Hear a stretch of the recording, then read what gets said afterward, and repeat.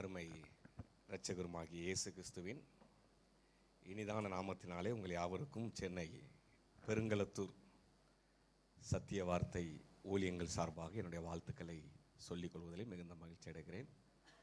இந்த நல்ல வாய்ப்பினை கொடுத்த ஆண்டவருக்கு நன்றி செலுத்துகிறேன். என்னை அன்போடு அழைத்து எனக்கு இந்த நல்ல வாய்ப்பினை கொடுத்த மதிப்புக்குரிய போதகர் பால் வின்சன் ஐயா அவர்களுக்கு என் உள்ளத்தின் ஆழத்திலிருந்து நன்றி செலுத்துகிறேன். ஐயாவோடு தோள் கொடுக்கிற ஒவ்வொரு பிள்ளைகளுக்காகவும் கர்த்தரை துதிக்கிறேன். கர்த்தர் நல்லவர், அவர் கிருபை என்றும் உள்ளது. ஹல்லேலூயா. இந்த 5வது மாதத்தின் முதல் வாரத்திலே வந்திருக்கிறீர்கள். ஒரு நல்ல வார்த்தையை, ஒரு வாக்குத்தத்தமான வார்த்தை தான், அதோடு இணைந்து சில ஆலோசனையான சில காரியங்களும் அடங்கியிருக்கிறது. எடுத்து வாசியுங்கள். சங்கீதங்களின் புஸ்தகம் 3ஆம் சங்கீதம் 3ஆம் வசனத்தை வாசியுங்கள். சங்கீதம் 3:3. ஆனாலும் கர்த்தாவே, நீர் என் கேடகமும் என் மகிமையும் என் தலையை உயர்த்துகிறவருமாயிருக்கிறீர். இன்றைக்கு நம்முடைய செய்தியின் தலைப்பு, நீங்கள் தேவனால் உயர்த்தப்படுவீர்கள். அல்லேலூயா. உங்களுடைய குடும்பம், உங்களுடைய பிஸ்னஸ், உங்கள் பிள்ளைகள், உங்களுடைய வேலை ஸ்தலங்கள், உங்களுடைய ஊழியங்கள், நம்முடைய காரியங்கள் எதுவாக இருந்தாலும் யார் நம்மளை உயர்த்துவாரா? கர்த்தர். கர்த்தர் நம்மளை உயர்த்துவார். ஆண்டவர் நம்மளை உயர்த்தணும். இந்த சங்கீதக்காரன் சொல்றான், ஆனாலும் கர்த்தாவே நீர் என் கேடகம். பழைய நாட்களிலே ஒரு போர் வீரன், ஒரு எதிரி வீரன் தன்னை தாக்கும் பொழுது தன்னை பாதுகாக்க வேண்டும் என்றால் இந்த கேடகத்தை வைத்து தன்னை பாதுகாத்துக் கொள்ளணும். அதான் ரொம்ப முக்கியமான ஒரு கருவி, கேடகம். தாக்குறதுலே இருந்துடக்கூடாது, தன்னை பாதுகாக்கவும் செய்யணும். இங்கு தாவீது சொல்றார், எனக்கு கேடகம் நீங்க தான்ப்பா. அல்லேலூயா. நிறைய நேரம் நம்முடைய வாழ்க்கையின் பாதையில் நம்முடைய குடும்பத்தை, நம்முடைய பிள்ளைகளை ஆண்டவர் தான் பாதுகாக்கிறார். அது மாத்திரமல்ல, அவர் சொல்றார், என் மகிமை, விவரிக்க முடியாத பேரழகு, பேராற்றல், நம்முடைய ஆண்டவருடைய ஆற்றல், பேராற்றல். நீர் அதான் அங்கே சொல்றார், என் மகிமையும் என் தலையை உயர்த்துகிறவருமா இருக்கிறேன். இது எந்த சூழ்நிலையில் அவர் எழுதுகிறார் என்றால், இந்த சங்கீதத்தின் முகவுரையில் பார்த்தீங்கன்னா, தாவீது தன் குமாரன் அப்சலோமுக்கு தப்பி ஓடி போகையில், நல்லா இருக்கு, கரெக்டாக இருக்குது, தப்பி ஓடி போகையில் எழுதின சங்கீதம். ஹல்லேலூயா. சொந்த பிள்ளையை அப்பாவை கொல்ல நினைக்கிறான். பாருங்க எவ்வளோ ஒரு வேதனை பார்த்தீங்களா? 10 மாதம் கருவில் சுமந்து பெற்றெடுத்த பிள்ளை, பெத்த தகப்பன் என்ன செய்கிறான்? கொல்ல நினைக்கிறான். சொந்த பிள்ளையே சத்துருவா மாறிட்டான். சொந்த ஜனங்களே எதிரிகளாக மாறிட்டாங்க. இன்னைக்கு நம்முடைய வாழ்க்கையின் பாதையில் அப்படி தான். எவ்வளோ நேரம் நம்ம கூடவே இருக்கிறவங்க நமக்கு சத்துருக்களாக மாறி இருக்கலாம், எதிரிகளாக மாறி இருக்கலாம், துரோகிகளாக கூட மாறி இருக்கலாம். நீங்கள் சோர்ந்து போகக்கூடாது. இங்கே தாவீது சொல்கிறார், என் ஆண்டவர் மீண்டும் என் தலையை உயர்த்துவார். எந்த இடத்துல கண்ணீரோடு வேதனையோடு நான் கடந்து போகிறேனோ, மீண்டும் இதே இஸ்ரவேல் தேசத்திலே, இதே சமஸ்த சபையில் ஆண்டவர் என் தலையை உயர்த்துவார். அதான் விசுவாசத்தோடு சொல்றார், ஆனாலும் கர்த்தாவே நீர் என் கேடகமும் என் மகிமையும் என் தலையை உயர்த்த போகிறீரப்பா. உயர்வை விரும்பாத மனிதர்கள் இன்னைக்கு உலகத்தில் யாருமே இல்லை. எல்லாருமே வாழ்க்கையில் உயர்வை விரும்புகிறோம். எல்லாருமே, அது ஊழியமாக இருந்தாலும் சரி, குடும்பமாக இருந்தாலும் சரி, வேலை ஸ்தலமாக இருந்தாலும் சரி, சமுதாயத்திலையும் உயர்வை எல்லாருமே விரும்புகிறோம். 2 விதமான மக்கள் இருக்கிறார்கள். ஒன்று எப்படிப்பட்ட மக்கள்னா, தங்களை தாங்களே உயர்த்துவார்கள். எங்கு போனாலும் தங்களை உயர்த்தி, தங்களை மேன்மைப்படுத்தி, எந்த இடத்துல தங்களை உயர்த்தக்கூடிய ஒரு சில ஜனங்கள் இருக்கிறாங்க இன்னைக்கு. எங்க வேதத்திலே பழைய ஏற்பாடுல பார்த்தீங்கன்னா, உசியா என்ற ஒரு அரசன் இருந்தான். அவனை கொண்டு கர்த்தர் பெரிய காரியங்களை செய்தார். அவனுடைய கீர்த்தி எகிப்து எல்லை வரைக்கும் எட்டினது. பெரிய வெள்ளாண்மை பிரியன், பெரிய கட்டிட கலைஞன், பெரிய இன்ஜினியர். ஆனால் அதுலலாம் அவன் திருப்தி அடையலை. அவ்வளோ உயர்வை கொடுத்தாலும் அதில் ஒரு சந்தோஷம் இல்லை. இன்னும் ஒருபடி தன்னை உயர்த்த வேண்டும் என்பதற்காக கர்த்தருடைய ஆலயத்தில் போய் கர்த்தருக்கு தூபம் காட்டும்படியாக கடந்து போகிறான். பழைய ஏற்பாடு காலத்தின்படி யாருக்கு கர்த்தருக்கு பலி செலுத்தணும்னா, அது யார் செலுத்தணும்னா கர்த்தருடைய ஆசாரியர்கள் தான் செய்யணும், வேற யாரும் செய்யக்கூடாது. அப்போ துணிகரம், தன்னை உயர்த்த வேண்டும், இன்னும் ஒருபடி தன்னை உயர்த்த வேண்டும். நடந்தது என்ன? அந்த இடத்திலே கர்த்தர் அவனை என்ன செய்தார்? அடித்தார். நெற்றியிலே குஷ்டரோகம் வந்தது. நான் யோசித்து பார்க்கிறேன், கடைசி வரைக்கும் மரண நாள் மட்டும் ஒரு தனித்த வீட்டிலே ஒரு அரசன், அவனை பார்க்க எத்தனை பேர் வந்திருப்பாங்க, எத்தனை ராஜாக்கள் வந்திருப்பாங்க, எத்தனை அமைச்சரவையில் இருந்திருப்பான். அப்படிப்பட்ட அரசனுடைய நிலைமை கடைசி காலத்தில் பார்த்தீங்கன்னா, மரிக்கிற வரைக்கும் சாகிற வரைக்கும் தனித்த வீடு. தன்னை உயர்த்த ஆசைப்பட்டான், தன்னை உயர்த்த. அதே போல பழைய ஏற்பாட்டில் நீங்கள் பார்க்கல என்றால் நியாயாதிபதிகளின் புஸ்தகத்திலே 9ஆம் அதிகாரத்தில் கிதியோனுடைய பையன் அபிமெலேக்கு என்று ஒருத்தன் இருக்கிறான். ஆண்டவர் முதலாக அரசனாக இஸ்ரவேல் ஜனங்களுக்கு தெரிந்தெடுத்த அரசன் சவுல். ஆனால் அதுக்கு முன்னாலேயே தன்னை ஒருவன் அரசனாக்கி கொண்டான். இந்த 9ஆம் அதிகாரத்தில் 2ஆம் வசனத்தில் பார்த்தீங்கன்னா கிதியோனுடைய பையன் அபிமெலேக்கு என்பவன் தன்னுடைய மக்கள் மத்தியிலே, சீகை மக்கள் மத்தியிலே ஒரு இன உணர்வை தூண்டுவான். நான் ஒருவன் உங்களை ஆளுகை செய்யணுமா, என் சகோதரர்கள் 70 பேர் உங்களை ஆளுகை செய்யணுமா, அப்படியே ஒரு இன உணர்வை தூண்டி விடுவான். அப்போ அவங்க என்ன பண்ணுவாங்க, எனக்கு அருமையான தேவனுடைய பிள்ளைகளே, இவன் அரசனாக்குவதற்கு முடிவு செய்வார்கள். இவன் அரசனாவதற்கு எந்த குறையும் நான் சொல்ல விரும்பலைங்க. அவன் அரசனாயிட்டு போட்டானா, தான் அரசனாகிறதுக்காக அவன் என்ன பண்றான் அப்படின்னு பார்த்தீங்கன்னா 5ஆம் வசனத்தை வாசிங்க. எனக்கு அருமையான தேவனுடைய பிள்ளைகளே, அவன் ஒப்ராவில் இருக்கிற தன் தகப்பன் வீட்டிற்கு போய் எருபாகாலின் குமாரராகிய தன் சகோதரர் 70 பேரையும், சகோதரர் 70 பேரையும் ஒரே கல்லின் மேல் கொலை செய்தான். ஒரே கல்லின் மேல் போதும் கொலை செய்தான். தன் பதவிக்காக, தான் அரசனாக வேண்டும் என்பதற்காக தன் சகோதரர்கள் 70 பேரையும் ஒரே கல்லில் கொண்டானா. பதவி வெறி, இரத்த வெறியா மாறி போச்சு. 70 பேரை ஒரே கல், ஒரே கல்லை தூக்கி தலையில போட்டு கொண்டானா தெரியல, அல்லது அந்த கல்லில் ஒவ்வொருத்தரையா தலையை வெட்டி கொண்டானான்னு தெரியல, எப்படியோ கொண்டுட்டான். பதவி. அடுத்த வசனத்தில் அவன் அரசனாகிறான். அப்படி அவன் அரசனாகி என்ன சாதித்தான்? இந்த அதிகாரத்தில் நீங்க பார்த்தீங்கன்னா 22ஆம் வசனத்தில் ஒரு 3 வருஷம் தான் அரசாட்சி பண்ணான். 3 வருஷம் தான் அரசாட்சி பண்ணான். அதுக்கு அடுத்தது நீங்க பார்த்தீங்கன்னா எந்த ஜனங்கள் அரசனாக்கினார்களோ அதே போல எந்த ஜனங்களுக்காக இவன் அரசனானானோ அவர்கள் இருவருக்கும் எதிராக கர்த்தர் ஒரு பொல்லாப்பை உண்டாக்கும் ஆவியை கட்டளையிட்டு என்ன நடந்துச்சு இவனுடைய முடிவை பாருங்க. 52ஆம் வசனம் 53ஆம் வசனத்தை வாசிங்க. 52 53. அந்த துருகம் மட்டும் வந்து, அந்த துருகம் மட்டும் வந்து அதன் மேல் யுத்தம் பண்ணி துர்க்கத்தின் கதவை சுட்டரித்து போடும்படிக்கு அதன் கிட்டே சேர்ந்தான். அப்பொழுது ஒரு ஸ்திரீ ஒரு எந்திர கல்லின் துண்டை அபிமெலேக்குடைய தலையின் மேல் போட்டால் அது அவள் மண்டையை உடைத்தது. மண்டை பிளந்தது. மண்டை பிளந்தது. எந்த ஜனத்துக்காக இவன் அரசனானோ, எந்த ஜனங்கள் இவனை நேசித்தானோ, அல்லது எந்த ஜனங்களுக்கு இவன் நேசமா அன்பா இருந்தானோ, இப்ப அந்த ஜனங்களுக்கு எதிராக ஒரு பொல்லாப்பை உண்டாக்கும் ஆவியை கர்த்தர் கட்டளையிட்டு ஒரு துருகம், ஒரு கோபுரம், ஒரு மதில், அது பக்கத்துல போறான். ஒரு சகோதரி மேல இருந்து என்ன பண்றாங்க, எந்திரக்கல். எந்திரக்கல் தெரியுமா? இப்ப இருக்கிற பிள்ளைகளுக்கு கல்லுன்னா என்னன்னே தெரியாது. அந்த காலத்தில் எல்லார் வீட்லையும் ஒரு 4 கல் இருக்கும். இன்னைக்கு எங்கள் வீட்டில் இருக்கு. நான் கிராமத்தில் தூத்துக்குடியில் வளர்ந்தாள். என்னுடைய சொந்த ஊர் தூத்துக்குடி, நால்மாவடி பக்கத்தில் குறும்பூர். ஆரம்ப நாட்களில் 1998 இருந்து 2005 வரை மோகன்சி ஐயாவுடைய ஊழியத்தில் தான் வளர்ந்தது. அங்கே தான் எல்லாவற்றையும் பயிற்றுவித்தது. எனக்கு அருமையான தேவனுடைய பிள்ளைகளே, அங்கே பார்த்தீங்கன்னா எங்கள் வீட்டில் ஒரு 4 கல் இருக்கும். ஒன்று அம்மிக்கல், ஒன்று இருக்கும். என்ன கல் சொல்லுங்க, பார்த்துருக்கீங்களா? அம்மிக்கல். அதில் தான் மசாலா அரைப்பாங்க, தேங்காய் அரைப்பாங்க, நல்லா அழகாக வலிச்சு அதில் இருக்கிற ருசியே தனி. ஆமேன். இன்னொரு கல் இருக்குது, ஆட்டுக்கல். என்ன கல் சொல்லுங்க? அதில் மாவு போட்டு அரைப்பாங்க. இதை போட்டு மாவு போட்டு அரைப்பாங்க.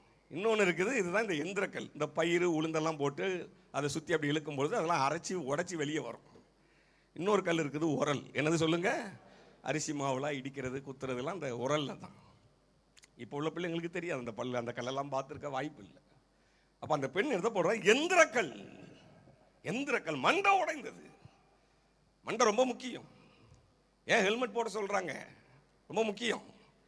மண்டையில் ஒரு சின்ன அடிபட்டுனா நரம்பு பாதிக்கப்பட்டுரும், மூளை செயலிழந்து போயிடும், ரத்தம் அப்படியே கட்டி போயிடும், ஆள் அவுட் ஆயிடுவான். இவன் என்ன பண்றான், ஒரு பெண்ணால நான் செத்தேன்னு சொல்லாதபடிக்கு தன்னுடைய ஆயுதத்தை என்ன குத்தி போடு, உன் ஆயுதத்தை எடுத்து என்ன குத்தி கொன்று போடு. ஆனா சரித்திரம் என்ன சொல்லுது, ஒரு பெண்ணால செத்தான். வேதத்தில் ஒரு வசனம் உண்டு, மனுஷன் எதை விதைக்கிறானோ. இவன் 70 பேரை எதில் கொண்டான் சொல்லுங்க? அப்ப இவன் தலையை எப்படி உடைக்கிறாரு பாருங்க ஆண்டவர். ரொம்ப ஜாக்கிரதையா இருக்கணும். இந்த உலகத்தில் நம்ம சாதாரணமாக நினைச்சிடாதீங்க. நம்ம எதை விதைக்கிறோமோ அதை தான் அறுப்போம். நல்லதை விதைச்சா நல்லது. அல்லேலூயா. அப்போ இவன் பாருங்க, தன்னை உயர்த்த ஆசைப்பட்டான். தன்னை உயர்த்த. வேதத்தில் ஒரு வசனம் உண்டு, தன்னை உயர்த்துகிறவன், ஆமென், தன்னை தாழ்த்துகிறவன். ஆமா. புதிய ஏற்பாடுல ஒருத்தர் இருக்கிறான், பரிசேயன், ஆயக்காரன். பரிசேயன் ஆலயத்துக்குள்ள இருந்து ஜெபிக்கிறான், ஆயக்காரன் ஆலயத்துக்கு வெளியிருந்து ஜெபிக்கிறான். அவன் ஜெபத்துல பாருங்க, ஒரு அன்பு இல்லை, ஒரு அர்ப்பணிப்பு இல்லை. எனக்கு அருமையான தேவனுடைய பிள்ளைகள், அவனுடைய ஜெபத்தில் ஒரு பெருமை தான் இருந்துச்சு, உதாசீனம் இருந்தது.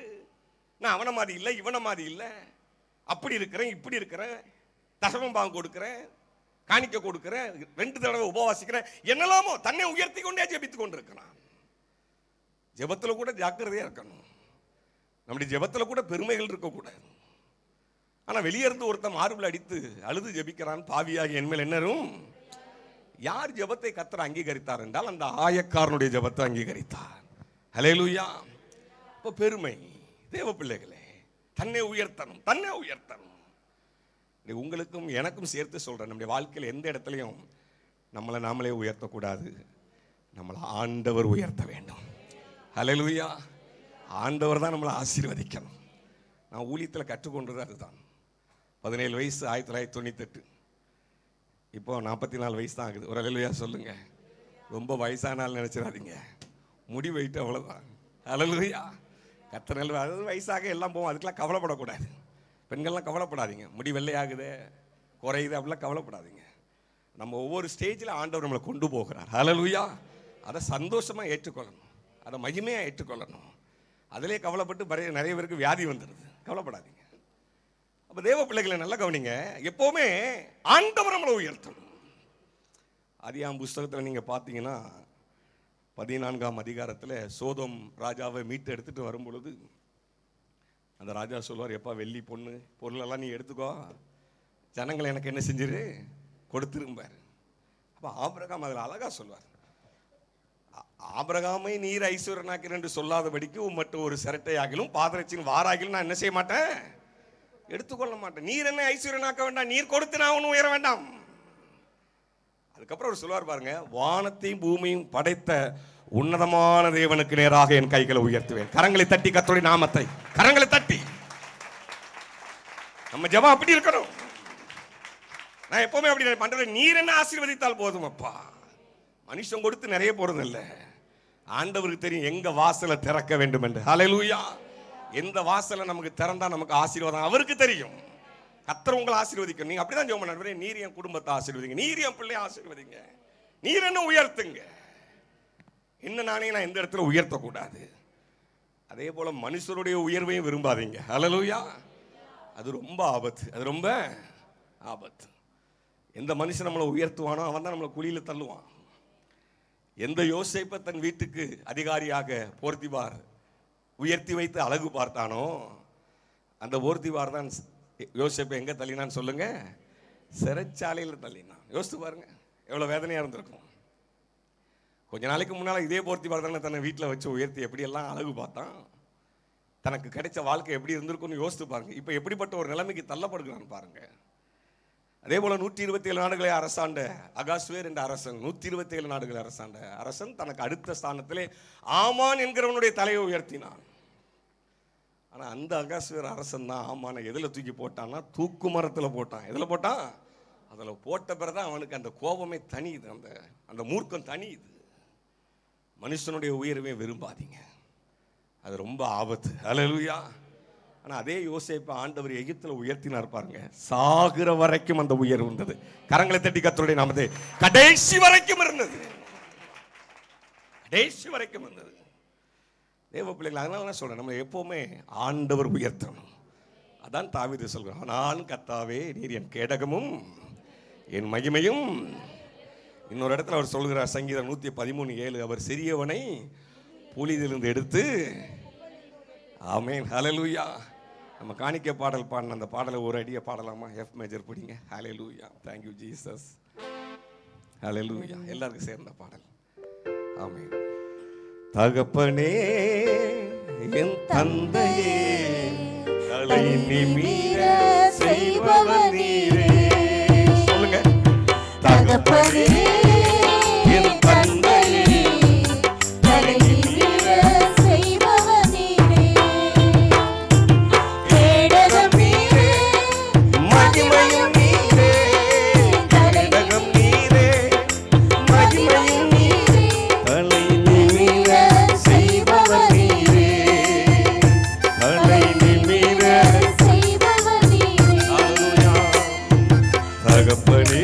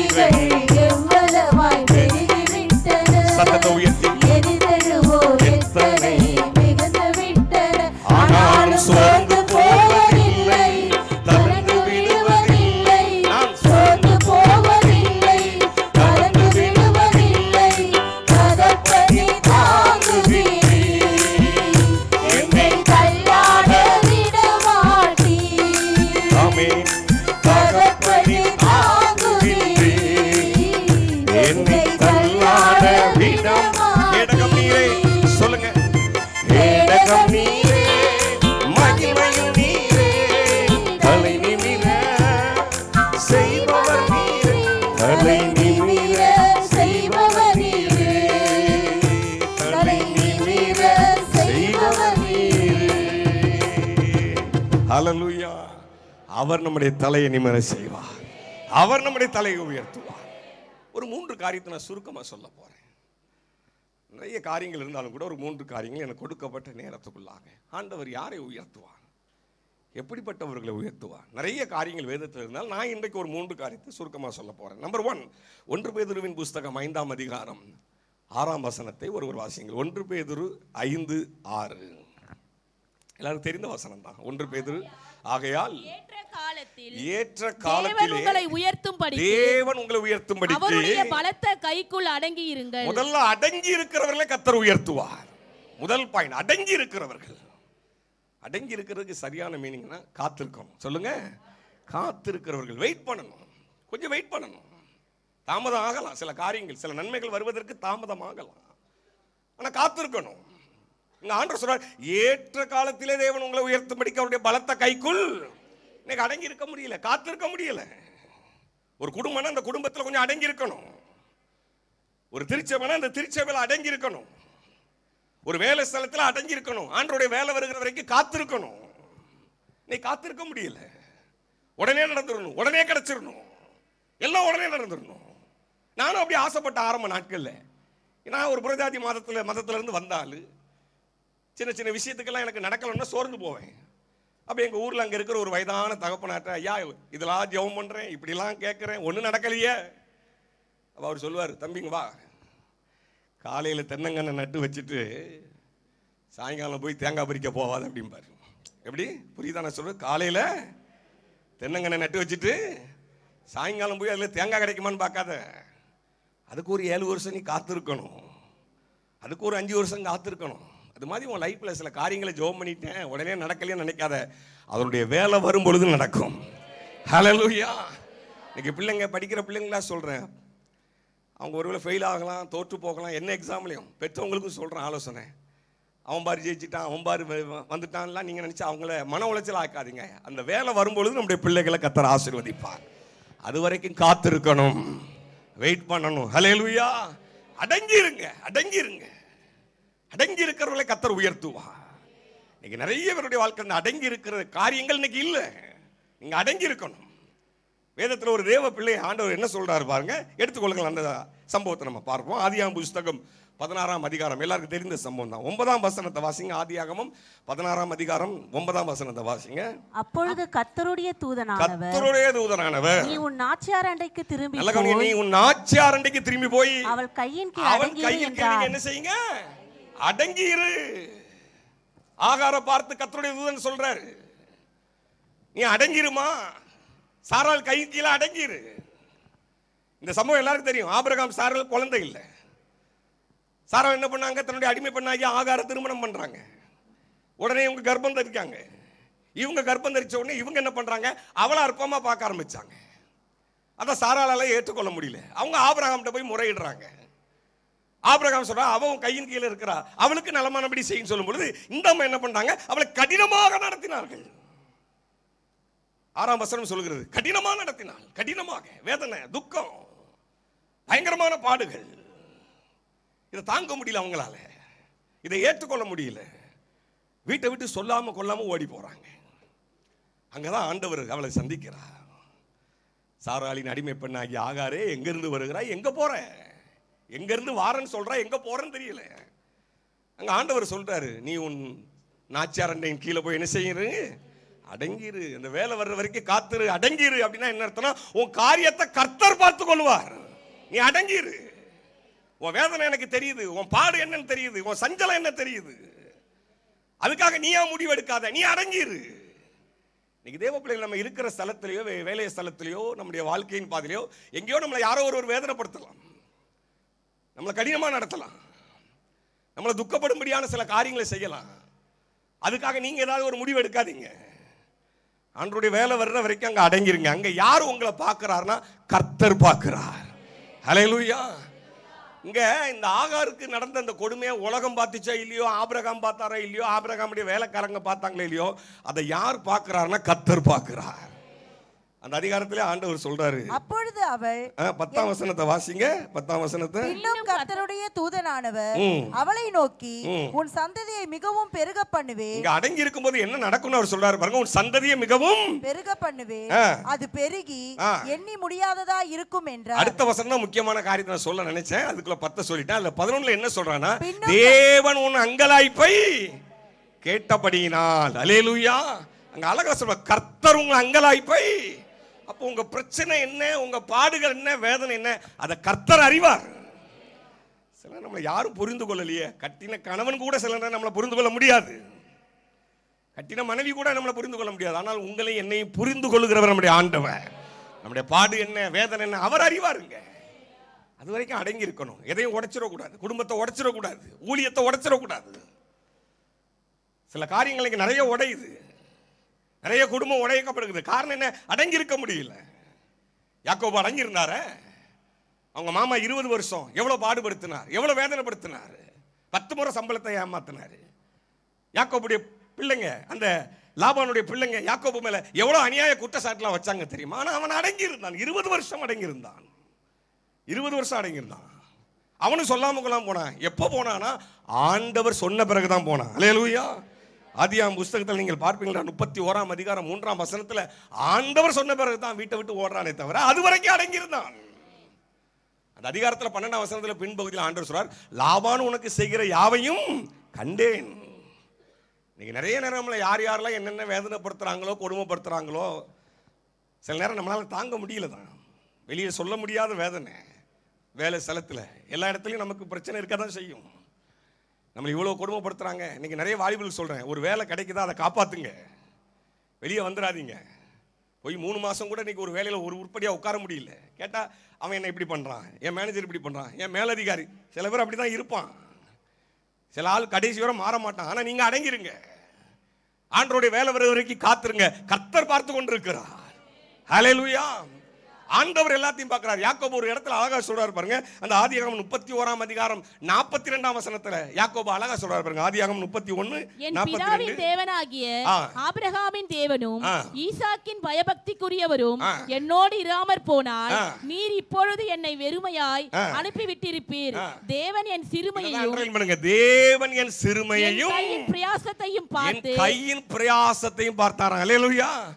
என் சிறுமையை பார்த்தாருப்பா. உங்ககிட்ட இருக்கிற வரைக்கும் நீ என்னெல்லாம் சிறுமைப்படுத்தின, என்னை எப்படியெல்லாம் ஏமாத்தின, என்னை எவ்வளவு தடவை என்னெல்லாம் ஏமாத்தி, என்னை ஏறி ஏறி மிதிச்சு 20 வருஷம் என்ன பாடுபடுத்தின, எல்லாத்தையும் யார் பார்த்தார் என்றால் கர்த்தர் பார்த்தார். இன்னைக்கு நான் சொல்றேன், இருக்கிற இடத்துல உங்களை யார் யார் என்னென்ன செய்யறாங்க, யார் பார்க்கறாங்க இல்லையோ கர்த்தர் பார்க்கிறார். அவருடைய வேலை வருகிற வரைக்கும் அடங்கி இருக்கணும். ஹல்லேலூயா. மறுபடியும் இந்த ஆகார் உண்மையிலே பாராட்டணும். திரும்ப அந்த வீட்டுக்கு என்ன செய்யறா, சொல்லாம கொள்ளாம ஓடி போனோம். மறுபடியும் போகும்போது எப்படியெல்லாம் அவமானப்பட்டிருப்பா யோசித்து பாருங்க. சொல்லாம கொள்ளாம போனியே, எதுக்கு வந்த, உன்னை யார் இப்போ கூட்டா, எப்படியெல்லாம் வேதனை. ஆனா அவள் அடங்கி இருந்தாள். அந்த வார்த்தைக்கு கீழ்ப்படிந்து அடங்கி இருந்தாள். தேவ பிள்ளைகளை அடங்கிருங்க. வாலிபர்கள் அடங்கிருங்க. சில காரியங்களை கற்றுக்கொள்ளுங்க. எனக்கு தெரிஞ்ச ஒரு தம்பிலாம் பிஸ்னஸை பற்றியே தெரியாது. அப்பா நல்ல வசதியான வாய்ப்புன்னு பிஸ்னஸ் பண்ணணும், எனக்கு இவ்வளோ லட்சம் கொடுங்க. அவங்க அப்பா ஒரு தொழிலை கற்றுக்கூடான்னு சொன்னா கூட கற்றுக்க தெரியல. வேண்டாம், எனக்கு நான் யார்கிட்டையும் போய் கீழே இருக்க மாட்டேன், நான் சுயமா பண்ணணும். பண்ணி போச்சு, 20 லட்ச ரூபா போச்சு. 6 மாசத்துல 20 லட்ச ரூபா அழிச்சிட்டான். 6 மாசம் தான் கஷ்டப்பட்டு சம்பாதிச்ச 20 லட்சம் பணத்தை 6 மாசம் போச்சு. ஏன்? அடங்கி இருக்க தெரியல, காத்திருக்க தெரியல, கற்றுக்கொள்ள தெரியல. தேவ பிள்ளைகளை இன்னைக்கு அடங்கி இருங்க. நீங்க எந்த இடத்துல ஊழியமாக இருந்தாலும் சரி, திருச்சபையில அடங்கி இருக்கணும். அடங்கி இருக்கணும். ஆண்டவருடைய வேலை வர்ற வரைக்கும் காத்திருக்கணும். காத்திருக்கணும். இவ்வளவு நாள் காத்திருக்கணுமா? காத்திருக்கு தான் ஆகணும். நான் தாவீதை யோசித்து பார்க்கிறேன். சவுல் எத்தனையோ முறை தாவீதை கொல்ல பார்த்தான். தாவீதுக்கு 2 முறை வாய்ப்பு வந்துச்சு. ஒரு தடவை தாவீது என்ன பண்ணா, சவுலுடைய சால்வையை அறுத்தவனுக்கு அவன் தலையை அறுக்க எவ்வளவு நேரம் ஆயிருக்கும் யோசித்து பாருங்க. இன்னொரு இடத்துல பாருங்க, ஈட்டியும் சொம்பையும் எடுத்துட்டு போறாங்க. தாவீதோடு இருந்தவன் சொல்றான், ஒரு வார்த்தை சொல்லுங்க, ஒரே குத்தா குத்திடுறேன், அந்த மண்ணோட குத்திடுறேன். அந்த இடத்துல தாவீது என்ன அழகா பேசுறாரு பாருங்க. அந்த வசனம் என்ன ரொம்ப டச் பண்ண ஒரு வசனம். 1 சாமுவேல் 26ஆம் அதிகாரம் 10ஆம் வசனத்தை வாசிங்க. 1 சாமுவேல் 26. இன்னும் தாவீது கர்த்தர் அவரை அடித்து, எவ்வளவு சொல்றாரு பாருங்க, கர்த்தர் அவரை அடித்து அல்லது அவருடைய காலம் வந்து அவர் மரித்து. பாட்டுங்க, அவர் என்னைக்கு மரிப்பான், எத்தனை நாள் காத்திருக்க சொல்லுங்க. ஒருத்தருடைய மரணம் நம்ம கையிலயா இருக்குது. அவர் சொல்றாரு அவர் காலம் வந்து அவர் மரித்து, அடுத்த சொல்றாரு அவர் யுத்தத்துக்கு போய் மாண்டால் ஒழிய நான் என் கையை பண்ணுவித்தர் மேல் போடாதபடிக்கு கர்த்தர் என்னை கடவர். அல்லேலூயா, சத்தமா சொல்லுங்க. எவ்வளவு பாருங்க தாவீது எவ்வளவு அடங்கி இருக்கிறார் பாருங்க, அந்த வேலைக்காக காத்திருக்கிறார் பாருங்க. சில நேரம் சில உயர்வுகள் மேன்மைக்காக காத்திருக்கணும். அல்லேலூயா, அடங்கி இருக்கணும். அதான் சொல்றார், ஏற்ற காலத்தில் உயர்த்தும்படிக்கு தேவனும் பலத்த கைக்குள்ள நீங்க என்ன செய்யுங்க. எங்க அவருக்கு தெரியும் நம்மளை எப்போ உயர்த்தணும், எப்போ ஆசீர்வதிக்கணும். அந்த வேலை வந்துச்சுன்னா யாராலையும் நம்முடைய உயர்வை தடுக்க முடியாது. எத்தனை மனிதர்கள் சூழ்ச்சி செய்தாலும் அதை தடுக்க முடியாது. எத்தனை சத்துருக்கள் எதிர்த்து வந்தாலும் தடுக்க முடியாது. ஹல்லேலூயா, தைரியமா இருக்கணும், அடங்கிருங்க, கொஞ்சம் பொறுமையா இருங்க, காத்திருங்க. இஸ்ரவேல் ஜனங்கள் 430 வருஷம் அடிமையா இருந்தாங்க. அவங்களுக்கு உதவி செய்ய யாரும் இல்லை, பரிந்து பேச யாரும் இல்லை. பக்கத்து நாட்டில இருந்து எவனாவது உதவி செஞ்சானா ஒருத்தரும் உதவி செய்யல. வேதனை, கண்ணீர். ஒரு நாள் வந்துச்சு, அவருடைய பெருமூச்சை கர்த்தர் கேட்டார். அந்த தேசத்துல பாருங்க, அவங்க இருந்த நாட்களை அழகா பைபிள்ல குறிச்சு வச்சிருக்கிறாரு பாருங்க ஆண்டவர். யாத்திராகமம் 12ஆம் அதிகாரம் 40ஆம் வசனம் 41ஆம் வசனத்தை வாசிங்க. யாத்திராகமம் 12ஆம் அதிகாரம் 40, 41. இஸ்ரவேல் புத்திரர் எகிப்திலே குடியிருந்த காலம், ஆண்டவர் அழகா எழுதுறார் பாருங்க, எகிப்திலே குடியிருந்த காலம் 430 வருஷம். 430 வருஷம். 430 வருஷம் முடிந்து அன்றைய தினமே, அத அண்டர்லைன் பண்ணுங்க, நிப்பாட்டுங்க. 430 வருஷம் முடிந்த அன்றைய தினமே. ஹல்லேலூயா. ஒரு நாள் முன்னாலேயும் இல்ல, ஒரு நாள் கரெக்டா பாருங்க. தேவன் செய்ய நினைத்ததை ஒருத்தனும் தடுக்க முடியாது. கர்த்தருடைய சேனைகள் எல்லாம் எகிப்து தேசத்திலிருந்து கரெக்டா அன்னைக்கு. நாம கூட முன்ன பின்ன எடுப்போம் சில நேரங்கள்ல. கடவுள் பாருங்க எவ்வளவு கரெக்டா செய்யறாரு பாருங்க. உங்க பிள்ளைகளுக்கு அப்படி செய்வாருங்க. ஹல்லேலூயா. உங்க வாழ்க்கையில செய்வார், உங்க ஊழியத்தில் கடவுள் செய்வார். அவருடைய வேலை வரும்பொழுது கரெக்டா செய்வார். ஆபிரகாம் சாராளுக்கு குழந்தை இல்லதான், அதுல அவங்க என்னெல்லாமோ சில காரியத்தில் கடந்து போனாலும் வேதம் அழகா சொல்லுது. வசந்த வாசம் 2ஆம் பாயிண்ட் போயிடலாம். ஆதியாகமம் 21ஆம் அதிகாரம் 2ஆம் வசனத்தை வாசிங்க. ஆதியாகமம் 21 2ஆம் வசனத்தை வாசிங்க. ஆபிரகாம் முதிர் வயதா இருக்கையில் சாராள் கர்ப்பவதியாகி தேவன் குறித்திருந்த காலத்திலே அவனுக்கு ஒரு குமாரனை பெற்றார். தேவன் குறித்திருக்கிற ஒரு காலம் இருக்கிறது. அந்த காலம் வர்ற வரைக்கும் வெயிட் பண்ணணும். ஹல்லேலூயா, சத்தமா சொல்லுங்க. வாலிபர்களுக்கு சொல்றேன், ஏற்ற வேலையில கர்த்தர் நல்ல வேலையை தருவார். உங்க பிள்ளைகளுக்கு ஏற்ற வேலை நல்ல புத்திர பாக்கியத்தை கர்த்தர் தருவார். ஏற்ற வேலையில் நமக்கு சொந்த வீடை கர்த்தர் சுதந்திரிக்க செய்வார். அது வரைக்கும் நீங்க என்ன செய்யணும் சொல்லுங்க, அடங்கி இருக்கணும். ஹல்லேலூயா.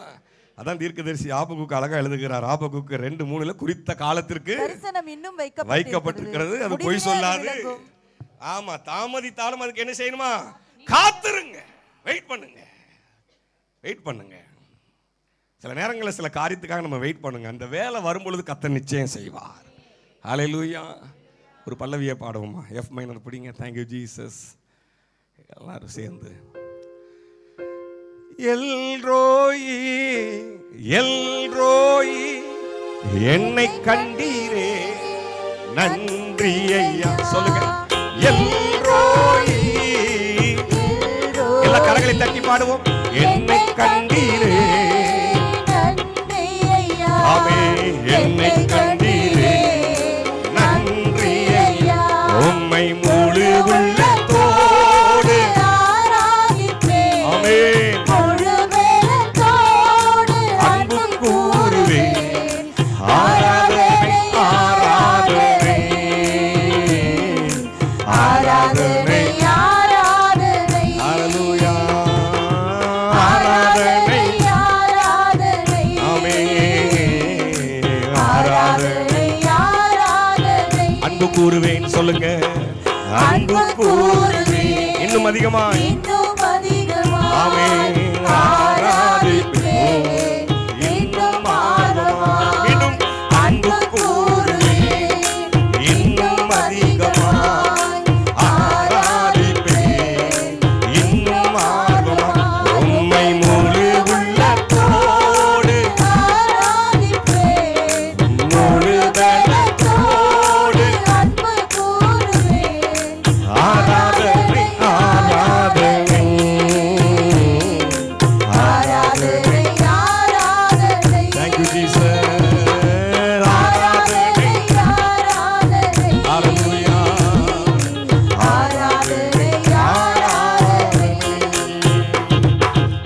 ஹல்லேலூயா, ஹல்லேலூயா.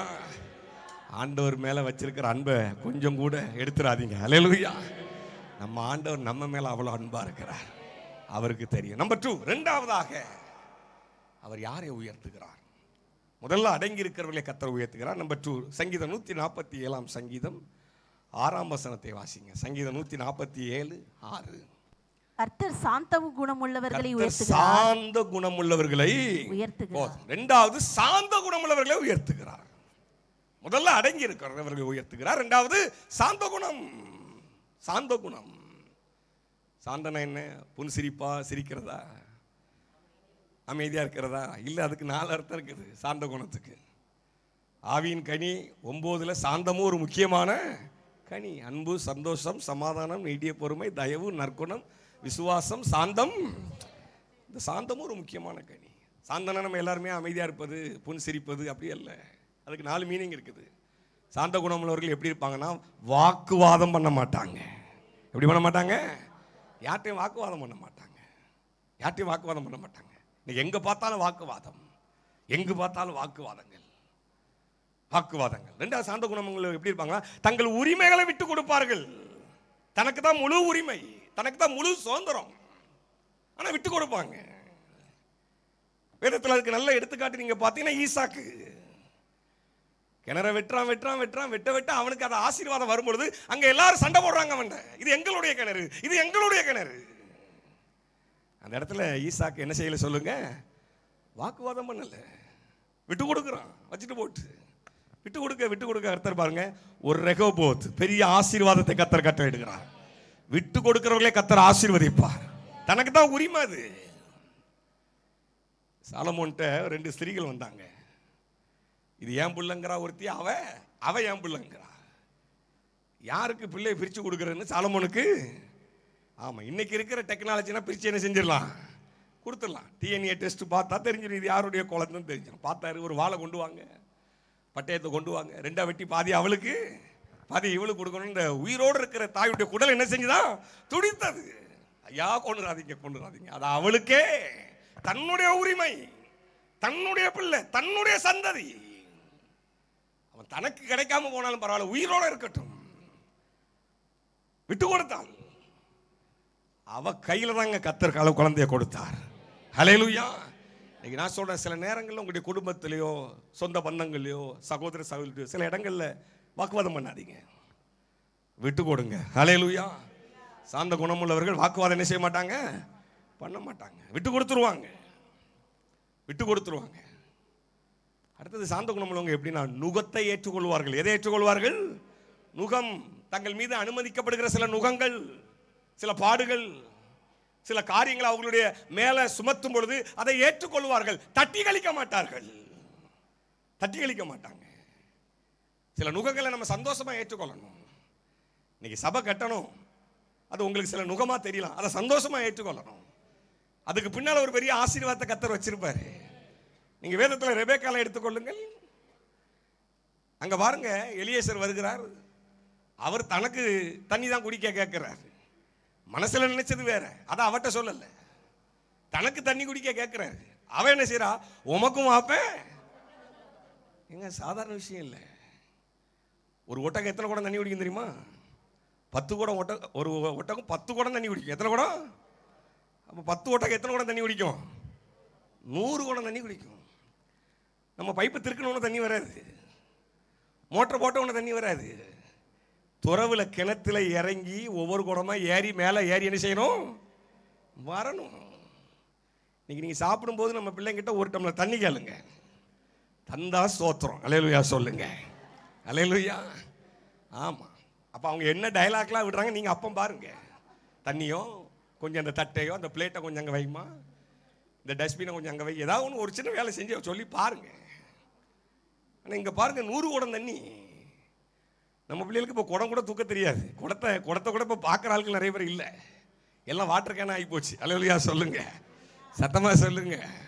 ஆமாம், நான் அந்த பெண்ணை யோசித்து பார்க்குறேன், எவ்வளோ இறக்கம், அன்பு, அந்த நுகத்தை ஏற்றுக்கொள்ள. இது யாருமே ஏற்றுக்கொள்ள விரும்ப சொல்லலை அவளை.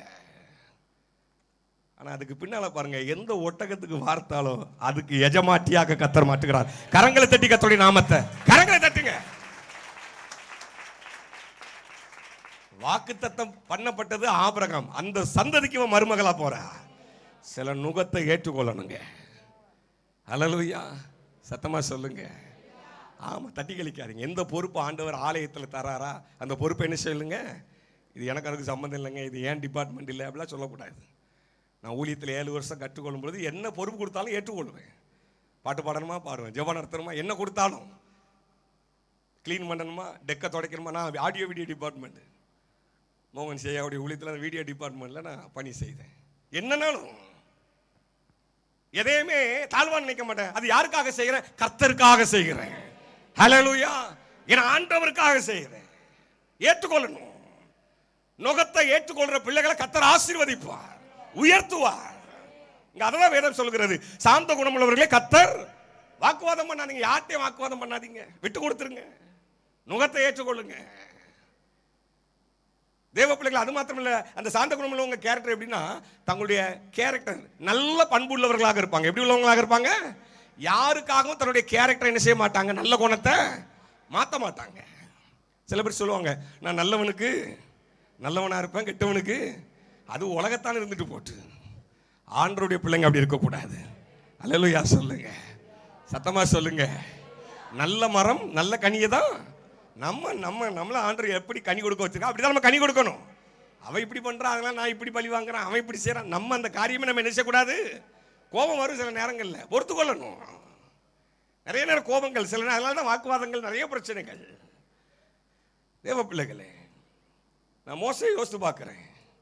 அவர் குறித்து ஆண்டவர் சொல்கிறார், என்னாகமம் 12:3, மோசையானவன் பூமியில் உள்ள சகல மனிதர்களும் மிகுந்த சாந்த குணம் உள்ளவரா. எப்படிப்பட்டவரா? ஆனால் அவர் ஆரம்பம் அப்படி கிடையாது. ஒரு எகிப்தியன் எபிரேயன் சண்டை போடும் பொழுது எபிரேயனுக்கு துணையா நின்று எகிப்தியன் என்ன பண்ணாரு? கோலையே பண்ணி மணல்ல புதைச்சி போட்டாரு. பயங்கரமான கோபக்காரர். அல்லேலூயா சொல்லுங்க. 10 கட்டளைகள் ஆண்டவர் நிறைய கற்பனைகளை எழுதி கொடுத்து கொண்டு வராரு. இஸ்ரவேல் ஜனங்கள் கண்டுகுட்டி வணக்கத்தை பண்ண உடனே கோபம் தாங்க முடியாம அதை போட்டு என்ன செஞ்சார் சொல்லுங்க? உடைச்சி எறிஞ்சாருங்க. ஆனா அப்படிப்பட்ட ஆள், அவரை பார்த்து தான் ஆண்டவர் சொல்றாரு, அவனை போல சார்ந்த குணம் உள்ளவன். தேவனை நெருங்க நெருங்க நம்ம கேரக்டர் மாறணும். அல்லேலூயா சொல்லுங்க. எனக்கும் ஆரம்பத்தில் ரொம்ப கோபம் வரும். சின்ன வயசுலலாம் பயங்கர கோபம் வரும். எனக்கு ஒரு அண்ணன் உண்டு, அவன் ஒரு அடி அடித்தா நான் 10 அடி அடிப்பேன். எத்தனை அடி அடிப்பேன் சொல்லுங்க? என்னால் அடிக்க முடியாட்டாலும் எங்கள் அம்மாவை பிடிச்சி வைக்க சொல்லுவான் அவனை. ஆமாம், இந்த பசங்களாம் 2 பசங்களாக இருக்கக்கூடாது, 2 பெண் பிள்ளைகளாக இருக்கக்கூடாது. நிறைய நேரம் சண்டை போடுவோம், கட்டி புரண்டு அழுவோம், கட்டி புரண்டு சண்டை போடுவோம். எங்கள் அம்மா தலையில் அடிச்சுக்கிட்டு அழுவாங்க. நான் ஓடி போய் அம்மா அழாதீங்க அம்மா, அவனும் ஓடி வந்து அழாங்க அம்மா. எங்கள் அம்மா சொல்லுவாங்க, நான் அழாமல் இருக்கேன்னா நீங்கள் 2 பேரும் என்ன செய்யக்கூடாது. இன்னைக்கு அப்படி தான் இருக்குது. ஆண்டவர் எதிர்பார்க்குறது அப்படி தான். நம்ம எல்லாருமே ஆண்டவரை நேசிக்கிறோங்கிறோம். ஆனால் கூட இருக்கிற எத்தனையோ பேர் நம்ம நிறைய பகைகள், நிறைய வாக்குவாதங்கள், நிறைய சண்டைகள் இருக்கக்கூடாது. மற்றவங்களுக்கு நமக்கு வித்தியாசம் இருக்கிறது. யாருக்காகவும் நம்முடைய கேரக்டரை மாற்றக்கூடாது. அல்லேலூயா. நான் தாவீதை முதல்ல சொன்னது போல மீண்டும் சொல்றேன். சவுல் அப்படி பண்ணுனா என்பதற்காக, சவுல் பாருங்க 21 முறை தாவீதை கொல்ல பார்த்தானா. 21 முறை. அது ஒரு பக்கம் இருந்தாலும் அனுதினமும் அவனை கொல்றதுக்கு தேடிக்கிட்டே இருக்கிறான். என்னைக்கு தாவீது என் கையில கிடைப்பான், என்னைக்கு தாவீது கிடைப்பான். ஆனா தாவீது ஒரு நாள் கூட சவுல மாதிரி தன்னுடைய கேரக்டரை மாத்தல. அல்லேலூயா சொல்லுங்க, சத்தமா சொல்லுங்க. கடைசி வரைக்கும் தன்னுடைய அந்த உத்தமமான கேரக்டர்ல இருந்தான். அதனால தான் ஆண்டவர் தாவீதை பார்த்து சொல்ற, அவன் என் இருதயத்துக்கு ஏற்றவன். கரங்களை தட்டி கர்த்தருடைய நாமத்தை மேம்படுத்துவோம். யாருக்காகவும் கேரக்டர்லாம் மாற்றாதீங்க. அல்லேலூயா. கணவர் கோவப்பட்டான்னா கொஞ்சம் அமைதியாக இருங்க. ஆமென். கோவப்படட்டுமே கொஞ்சம். அவர் பாவம் வெளியில் என்ன டென்ஷனில் வாராருன்னு தெரியல. சில நேரம் என் மனைவிலாம் கோவப்பட்டா நான் கொஞ்சம் அமைதியாக இருப்பேன். கோவத்தில் ஏதாவது பாத்திரத்தை உருட்டுவா, கதவை அடிப்பாட்டா பாருன்னு தெரியும் நமக்கு. போட்டு அம்மா அப்பா உடன் பிறந்தவெல்லாம் விட்டுட்டு வந்திருக்கிறா. கோவப்படட்டுமே, கொஞ்சம் அமைதியாக இருப்போம். நம்ம அமைதியாக இருப்போம். அவள் இவ்வளோ பேசுகிறா, நம்ம 4 வார்த்தை பேசுகிறோம். அப்படிலாம் நம்ம என்ன செய்யக்கூடாது, அமைதியாக இருக்கணும். அமைதியாக இருக்கணும். சில இடங்கள்ல அந்த இடத்துல அமைதியாக இருங்க, சாந்தமாக இருங்க, வாக்குவாதம் பண்ணாதீங்க. எங்கள் ஊரில் எங்கள் பெரியம்மா பையன் இருக்கிறான். கோவம் வந்துட்டுனா என்ன பண்ணுவான் தெரியுமா, அந்த கதவெல்லாம் அருவாள் எடுத்து வெட்டுவான். ஏன்னா அவன் கதவை உடைச்சாதான் அவங்க அம்மா கோவம் வரும். எங்கள் பெரியம்மாக்கு ஐயோ கதவை கொத்துறான்பாங்க. நான் சொல்லுவேன், அமைதியாக இருங்க பெரியம்மா. கூட கொஞ்சம் என்ன செய்வான், கொத்துவான். வேற பக்கத்தில் போவாதீங்க, மாற்றி நம்மளை என்ன செஞ்சிடக்கூடாது. அமைதியாக இருங்க. நீங்கள் அமைதியாக இருந்தால் ஒரு 2 கொத்தோடு விட்டுட்டு போயிடுவான். நீங்க அலறத பார்த்தோன்னே நல்லா அலறாங்கன்ட்டு கூட கொஞ்சம் கொத்தும். அமைதியா இருங்க. சில நேரங்கள்ல அமைதியா இருங்க. ஆண்டவரை நினைச்சுக்கிடுங்க. அவர் சகித்தார். ஹல்லேலூயா. சத்தமா சொல்லுங்க. வேதம் சொல்ற மத்தேயு 5:5 அவர் சொல்றார், சாந்த குணம் உள்ளவர்கள் பாக்கியவான்கள், அவர்கள் பூமியை அதை தன்னுடைய வாழ்க்கையில் அவர் காண்பித்தாருங்க. ஒருத்தன் சொல்றான் சிலுவையிலிருந்து இறங்கி வாங்குறான், கள்ளன் சொல்றான் நீ கிறிஸ்துவானாலும் உன்னையும் ரட்சித்துக்கொள். அங்க தன்னுடைய வல்லமையை காண்பிக்கல, தன்னுடைய பவர் என்ன என்பதை காண்பிக்கல, தன்னுடைய சாந்த குணம் எவ்வளவு மகிமையானது என்பதை காண்பித்தார். தன்னுடைய சகிப்புத்தன்மை எவ்வளவு மகிமையானது என்பதை காண்பித்தார். நம்ம அதை தான் வெளிப்படுத்தணும். இன்னொரு இடத்துல சங்கீதம் 37:11 வேதம் சொல்லு, சாந்த குணம் உள்ளவர்கள் பூமியை சுதந்தரித்து மிகுந்த சமாதானத்தினால் மனமகிழ்ச்சியாய் இருப்பார்கள். சங்கீதம் 25:9 சாந்த குணம் உள்ளவர்கள் சாந்த குணம் உள்ளவர்கள் தமது வழியை என்ன செய்யறாரா? போதிக்கிறாரு. நிறைய வசனங்களை சொல்லிக்கிட்டே இருக்கலாம். ஆண்டவர் பாருங்க, மத்தேயு 11:29 நான் சாந்தமும் மனத்தாழ்மையுமாய் இருக்கிறேன். அது அழகா சொல்றாரு. சங்கீதம் 145:8 கர்த்தர் இரக்கமும் மன உருக்கமும். இன்னைக்கு நம்ம சாந்தமா இருப்போம், சாந்தமா அமைதியா, வாக்குவாதம் எதுவும் பண்ணாங்க, உங்களுக்கு வர வேண்டிய சொத்தை அவர் கொண்டு வருவார். அல்லேலூயா சொல்லுங்க. உங்களுக்கு வர வேண்டிய எந்த பணமா இருந்தாலும் கர்த்தர் கொண்டு வருவாருங்க. அல்லேலூயா சொல்லுங்க. அமைதியா கர்த்தர் உங்களுக்காக யுத்தம் பண்ணுவார். சத்தமா சொல்லுங்க. ஆமா, ஆண்டவர் உங்களுக்கு ஒன்று தரணும்னு நினைச்சிட்டாரு. உங்களை ஒருத்தன் ஏமாத்த நினைச்சினாலும் அந்த ஏமாத்தினவன் இருந்து எப்படி பிடுங்கி தர வேண்டும் என்று அவருக்கு தெரியும். ஹல்லேலூயா. லாபான் எத்தனை முறை ஏமாத்தினாலும் லாபான்கிட்ட இருந்ததை வச்சே இவனை ஆசீர்வதித்து கர்த்தர் அவன் முன்னால் அவன் தலையை கர்த்தர் உயர்த்தினார். ஆமென். தேவ பிள்ளைகளே, தைரியமா இருங்க. அப்ப முதல்ல நீங்க எப்படி இருக்கணும்னா அடங்கி இருக்கணும். ரெண்டாவது எப்படி இருக்கணும் சொல்லுங்க? சாந்த குணம் உள்ளவர்களை கர்த்தர் உயர்த்துவார். நம்பர் 3, மூன்றாவது காரியத்தை நான் சுருக்கமாக சொல்லி நேரமாயிட்டு முடிச்சிடறேன். ஒரு 5 நிமிடங்கள் 7 நிமிடத்தில் முடிச்சிடறேன். நம்ம அடுத்த பகுதியில் கடந்து செல்லலாம். எடுத்து வாசியுங்கள். சங்கீதம் 89:24. சங்கீதம் 89:24. சீக்கிரம். சங்கீதம் 89:24. என் உண்மையும் என் கிருபையும் அவனோடு இருக்கும், என் நாமத்தினால் அவன் கொம்பு உயரும். என் நாமத்தினால் அவன் கொம்பு. மூன்றாவது, கர்த்தரை சார்ந்து கொள்ளுகிறவர்களை கர்த்தர் உயர்த்துவார். முதல்ல அடங்கி இருக்கிறவர்களை உயர்த்துவார். இரண்டாவது, சாந்த குணம் உள்ளவர்களை உயர்த்துவார். மூன்றாவது, அவரை சார்ந்து கொள்ளுகிறவர்களை, அவரை சார்ந்து கொள்ளணும். என் நாமத்தினால் அவன் கொம்பு உயரும். கொம்பு அதுக்கு சரியான மீனிங் மகிமை, மேன்மை, பலன், ஆற்றல், அதிகாரம், சக்தி. நீங்க இழந்து போன பலன், இழந்து போன ஆற்றல், இழந்து போன சக்தி, இழந்து போன வல்லமை, எந்த இடத்துல வெக்கப்பட்டீங்களோ, எந்த இடத்துல தாழ்த்தப்பட்டீங்களோ, எந்த இடத்துல புறக்கணிக்கப்பட்டீங்களோ, எந்த இடத்துல ஒதுக்கப்பட்டீங்களோ, எந்த இடத்துல உங்க ஆற்றல் அதிகாரத்தை இழந்தீங்களோ, அதே இடத்துல ஆண்டவர் உங்க தலை உயர்த்த முடியும். எப்போ? அவரை சார்ந்து கொள்ளணும். யாரை சார்ந்து கொள்ளணும்? ஐயா அடிக்கடி ஒரு ஷிப் முன்னால் சொல்லிட்டு, கர்த்தரை சார்ந்து கொள்ளுங்க, கர்த்தரை சார்ந்து கொள்ளுங்கள், ஆண்டவரை சார்ந்து கொள்ளுங்கள். உங்க பேக்ரவுண்டையோ, உங்க பணத்தையோ, படைபலத்தையோ, உங்களுடைய பெயர் புகழ்ச்சியோ எதையும் சார்ந்து கொள்ளாதீங்க, ஆண்டவரை சார்ந்து கொள்ளுங்கள். ஹல்லேலூயா. எசேயா 26:3 அவர் சொல்வார், உம்மை உறுதியாய் பற்றி கொண்ட மனதையுடையவர் உண்மையே நம்பி இருக்கிறபடினால் எப்படி இருக்காரா? பூரண சமாதானங்க ரொம்ப முக்கியம். அல்லேலூயா. பாருங்க, சமீபத்தில் பேப்பரில் பார்த்தேன், ஜாய் ஆலுகாஸ் ஓனர் எத்தனாவது மாடியில இருந்து என்ன செஞ்சாராம்? குதிச்சு தற்கொலை பண்ணிக்கிட்டாரு. என்ன பிரச்சனையும் அது ரெண்டாவது விஷயம். அப்போ அந்த மனுஷனுடைய உள்ளத்தில் என்ன இல்லை சொல்லுங்க? ஆனா ஆண்டவர் நமக்குள்ளே சமாதானத்தை கொடுத்திருக்கிறார். கரங்களை தட்டி, கரங்களை தட்டி. நான் அப்படிதான் நினைப்பேன். அது இல்லை இதுலலாம் கவலைப்படக்கூடாது, நம்ம கூட கடவுள் இருக்கிறார். ஐயா வீடு இல்லை, அன்னைக்கு ஒரு அம்மா சொல்றாங்க, அவன் 10 வீடு வச்சிருக்கிறானுங்க. 10 வீடு என்ன 100 வீடே வச்சிருக்கட்டு அவன் ஒரு ரூம்ல தான் படுத்து தூங்க போறான். அல்லேலூயா சொல்லுங்க. 10 வீட்லயுமே ஒவ்வொரு மணி நேரம் போய் என்ன செய்ய போறது இல்லை. இன்னைக்கு நமக்கு அப்படி ஒரு கவலை. அவன் 4 சம்பளம், அவன் 40 சம்பளமே வாங்கட்டும், நம்மகிட்ட இருக்கிறத நம்மளை ஆண்டவர் ஆசீர்வதிப்பாருங்க. நம்மகிட்ட இருக்கிற மீதியான துணிக்கையை கர்த்தர் எடுக்க செய்வார். ஹல்லேலூயா. நான் ஊழியத்தில் கற்றுக்கொண்டேன், விசுவாசம் தான் என்னுடைய ஊழியங்கள் தான். நான் தைரியமா இருப்பேன். இந்த தேவன் என்றென்றைக்கும் உள்ள மரண பரியந்தம் நம்மை நடத்துவார். கரங்களை தட்டி கர்த்தருடைய நாமத்தை கரங்களை தட்டுங்க. மரண பரியந்தம் நீங்க கர்த்தரை சார்ந்து கொள்ளுங்க. உங்க பெயர் புகழ் பணம் பலம் எதையுமே, உங்களுடைய தாளந்து திறமை எதையுமே கர்த்தரை சார்ந்து கொள்ளுங்கள். அதுக்கு நல்ல எடுத்துக்காட்டு யோபு. எல்லாம் போச்சே, அந்த தேசத்தில் அவனுடைய பெயர் புகழ் எப்படி இருந்துச்சு? எல்லாம் ஒரே நல்ல போச்சு. அதை விட பெரிய கொடுமை தான் பெற்றெடுத்த அந்த பிள்ளை. அதெல்லாம் சாதாரண விஷயம் கிடையாது. எளிமையா வாசிட்டு போயிடுறோம். ஒரு வீட்டில் ஒருத்தருடைய மரணத்தை நம்மளால் தாங்க முடியல, வயதானவர்களுடைய இழப்பை கூட நம்மளால் தாங்க முடியல. 10 பிள்ளை, 10 பிள்ளை இருக்கிற வீடு எப்படி இருக்கு யோசிச்சு பாருங்க. இப்பதான் எல்லாம் ஒரு பிள்ளை 2 பிள்ளையோட இருந்துடுறோம். அன்னைக்கெல்லாம் 7 பிள்ளை 10 பிள்ளை 12 பிள்ளை. எனக்கு 2ஆம் கிளாஸ் எடுத்த டீச்சர், கிறிஸ்டி டீச்சர், அவங்களுக்கு 10 பிள்ளை, 5 பையன் 5 பொண்ணு. கடைசி பையன் பேர் டென்ஷன். என்ன பேர் சொல்லுங்க? டென்ஷன். அந்த டென்ஷன் அல்ல, அதை தமிழில் 10வது மகனா அவங்க இங்கிலீஷில் டென்ஷன் வச்சுருந்தாங்க. அவங்க ஆர்சி. நான் ஆர்சி மக்கள் மத்தியில் பிறந்து வளர்ந்தவன். அவங்க பேர்லாம் வித்தியாசமாக இருக்கும். எனக்கு அருமையான 2 பிள்ளைகளே. அந்த 10 பிள்ளைங்க இருக்கிற வீட்டில் ஒரு கிறிஸ்மஸ் வந்துச்சுன்னா, ஒரு பண்டிகை வந்துச்சுன்னா, ஒரு கல்யாண வீடு வந்துச்சுன்னா எவ்வளோ சந்தோஷமாக இருப்பாங்க தெரியுமா? எவ்வளோ ஹாப்பியாக இருப்பாங்க தெரியுமா? அப்படிப்பட்ட யோபுடைய வீட்டு எப்படி இருந்திருக்கு யோசித்து பாருங்க. ஆனால் யோபு சொல்கிறார், யோபுவின் புஸ்தகத்தில் 13:15 அவர் என்னை கொன்று போட்டாலும் அவர் மேல நான் அவரையே தான் ஏன் சார்ந்து கொள்ளுவேன். அல்லேலூயா சொல்லுங்க. அப்படி சார்ந்து கொண்ட யோபுவை தான் அதே இடத்துல கர்த்தர் உயர்த்தினார். வேற எங்கேயும் அனுப்பிலாம் அவனை ஆசீர்வதிக்கல, அந்த இடத்திலேயே கர்த்தர் ஆசீர்வதித்தார். இன்னைக்கு நான் சொல்றேன், இந்த இடத்துல நம்ம இருக்கிற இடத்திலே கர்த்தர் நம்மளை ஆசீர்வதிப்பார். அங்க போனா இங்க போனா எங்க போனா இல்லை, இங்க இருக்கிற இடத்திலே கர்த்தர் நம்மளை ஆசீர்வதிப்பார். ஒரே ஒரு சம்பவத்தை பாருங்க. 2 நாளாம் புஸ்தகம் 14ஆம் அதிகாரத்தில் ஆசா அரசனுக்கு எதிராக எத்தியோப்பியா அரசன் 10 லட்சம் பேரோட வருகிறான். பயங்கரமா வரான். இவன் இருக்கிறது பாதி பேர் தான், 5,80,000 சம்திங் தான் இருக்குது. அந்த படைபலத்தில் ஒரு பாதி தான் இருக்குது. உண்மையிலே ஜெயிக்க முடியாது. நம்முடைய நாலேஜ் படி பார்த்தா ஜெயிக்க முடியாது. ஆனா அவங்க என்ன எப்படி ஜெபிக்கிறான்னு பாருங்க.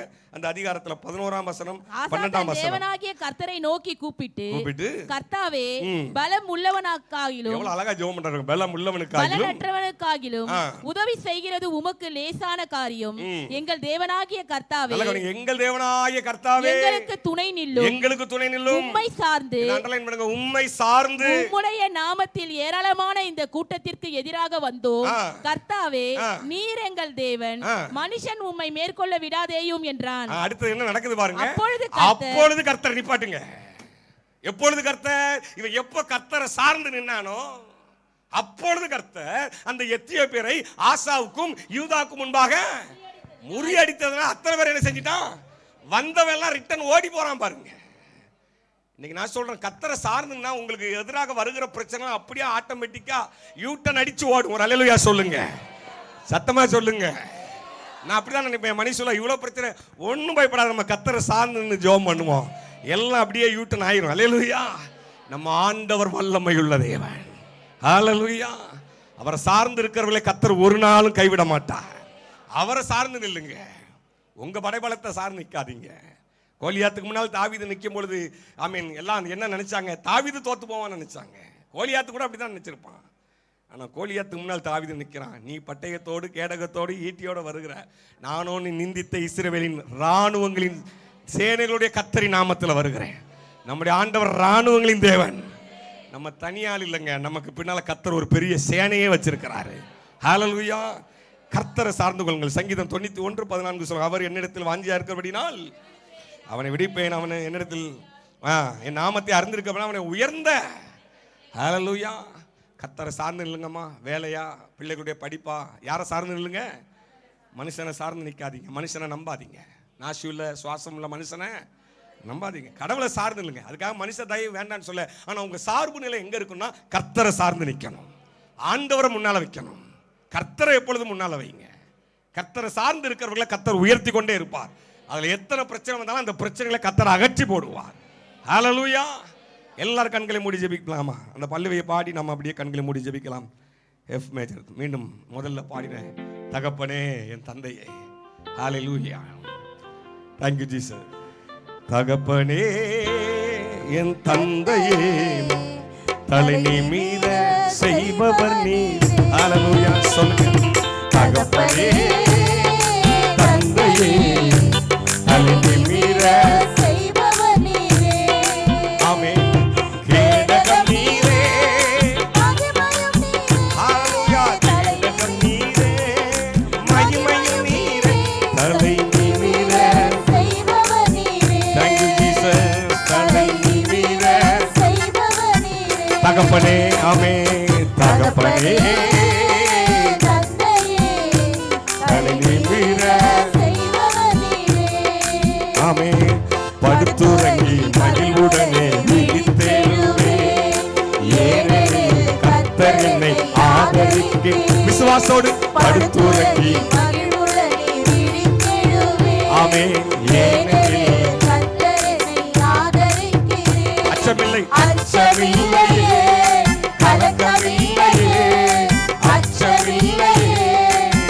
கேடகம் இல்லையே, வெற்றி தரும் கர்த்தர் என்னோடு. தோல்வி என்றும் எனக்கில்லையே. சொல்லுங்க, வெற்றி தரும் கர்த்தர் என்னோடு. தோல்வி என்றும் கேடகம் நீரே. சொல்லுங்க, ஆமென். கேடகம் நீரே, மகிமை நீரே, தலை நிமிர செய்பவர் நீரே, தலை நிமிர செய்பவர் நீரே, தலை நிமிர செய்பவர் நீரே. ஹalleluya. கண்களை மூடி, அப்படியே கண்களை மூடி கரங்களை உயர்த்தி சொல்லுங்க, கேடகம் நீரே, கேடகம் நீரே, மகிமையும் நீரே. சொல்லுங்க, கேடகம் நீரே, மகிமையும் நீரே, தலை நிமிர செய்பவர் நீரே, தலை நிமிர செய்பவர் நீ. அப்படியே கண்களை மூடி ஜெபம் பண்ணுங்க, ஒரு நிமிடம் ஜெபம் பண்ணுங்க. ஹalleluya. ஆனாலும் கர்த்தாவே, நீர் என் கேடகம், நீர் என் மகிமையும், என் தலையை உயர்த்துகிறவருமா இருக்கிறேன். இந்த 5வது மாதத்தில் முதல் வாரத்தில் வந்திருக்கிற தேவனுடைய பிள்ளைகளை, உங்கள் தலையை கர்த்தர் உயர்த்துவார். அவர் உங்களுக்கு கேடகமாக இருப்பார். அவர் உங்களுக்கு பாதுகாவலராக இருப்பார். அவருடைய பேர் ஆற்றலை உங்கள் வாழ்க்கையில் அவர் வெளிப்படுத்த போகிறார். சொல்லுங்க, அடங்கியிருப்பேன் ஆண்டவரே, என்னுடைய குடும்பத்தில் அடங்கியிருப்பேன், என்னுடைய வேலை ஸ்தலத்தில் அடங்கியிருப்பேன், என்னுடைய திருச்சபையில் அடங்கியிருப்பேன் ஆண்டவரே. பெரியவங்க ஆண்டவரே, போதகர் அவங்க கீழே, கையின் கீழே நான் அடங்கியிருப்பேன் ஆண்டவரே. அவருடைய வேலை வருகிற வரைக்கும் நான் காத்திருப்பேன் ஆண்டவரே, காத்திருப்பேன் ஆண்டவரே. தேங்க்யூ ஜீசஸ், உமக்கு நன்றி செலுத்துகிறேன். சொல்லுங்க, நான் சாந்தமாக இருப்பேன் ஆண்டவரே, சாந்தமாக இருப்பேன். எந்த இடத்துலையும் வாக்குவாதம் பண்ணி, எந்த இடத்துலையும் ஆண்டவரே என்னுடைய நல்ல குணத்தை நான் இழக்கக்கூடாது ஆண்டவரே. என்னை நீர் தெரிந்து கொண்டிருக்கிறீரப்பா, என்னை முன்குறித்திருக்கிறீரப்பா, என்னை ஆசீர்வதிக்கிறவர் நீ, என்னை உயர்த்துகிறவர் நீரப்பா. சொல்லுங்க, உண்மையே சார்ந்து நிற்கிற ஆண்டவரே. என்னுடைய பணத்தையோ திறமையோ அழகையோ அந்தஸ்தையோ அறிவையோ அல்ல, கர்த்தரையே சார்ந்து நிற்கிறேன், கர்த்தரையே சார்ந்து நிற்கிறேன். உம்மால தான் ஆண்டவரே எனக்கு அற்புதம் செய்ய முடியும், உம்மால தான் எனக்கு நன்மை செய்ய முடியும். ஆண்டவர் கேளுங்க, ஒரு நிமிடம் கேளுங்க. என் பிரச்சனையில் உம்மால தான் ஆண்டவரே எனக்கு நன்மை செய்ய முடியும். என் வியாதியில் உம்மால தான் ஆண்டவரே எனக்கு சுகம் கொடுக்க முடியும். என் கடன் பிரச்சனையில் உம்மால தான் ஆண்டவரே எனக்கு ஒரு அற்புதம் செய்ய முடியும். என்னுடைய ஆவிக்குரிய வாழ்க்கையில் உம்மால தான் எனக்கு ஒரு அற்புதம் செய்ய முடியும். ஆண்டவரே, உண்மையே சார்ந்து நிற்கிறேன் ஆண்டவரே, சார்ந்து நிற்கிறேன் ஆண்டவரே. எங்க திருச்சபை ஆசீர்வதிங்க, எல்லா தேவைகளையும் கர்த்தர் சந்திங்கப்பா. ஒரு மனுஷனால் இது கூடாதுதான், தேவனால் கூடும் ஆண்டவரே. இது உமக்கு கட்டுகிற மாளிகை ஆண்டவரே, உமக்கு கட்டுகிற ஆலயம் ஆண்டவரே, இது உம்முடைய ஆலயம் ஆண்டவரே. இந்த ஆலயத்திற்கு உண்டான எல்லா தேவைகளையும் ஒத்தாசை கர்த்தர் உதவிகளையும் அனுப்பும்படியாக நான் ஜெபிக்கிறேன். போதகர் ஐயாவுக்காக, போதகர் அம்மாவுக்காக, பிள்ளைகளுக்காக ஜெபிக்கிறேன். ஆசீர்வதிங்க, சந்ததி ஆசீர்வதிக்கும்படியாக ஜெபிக்கிறேன். இயேசுவின் நாமத்தில் ஜெபிக்கிறேன், ஜீவனுள்ள நல்ல பிதாவே.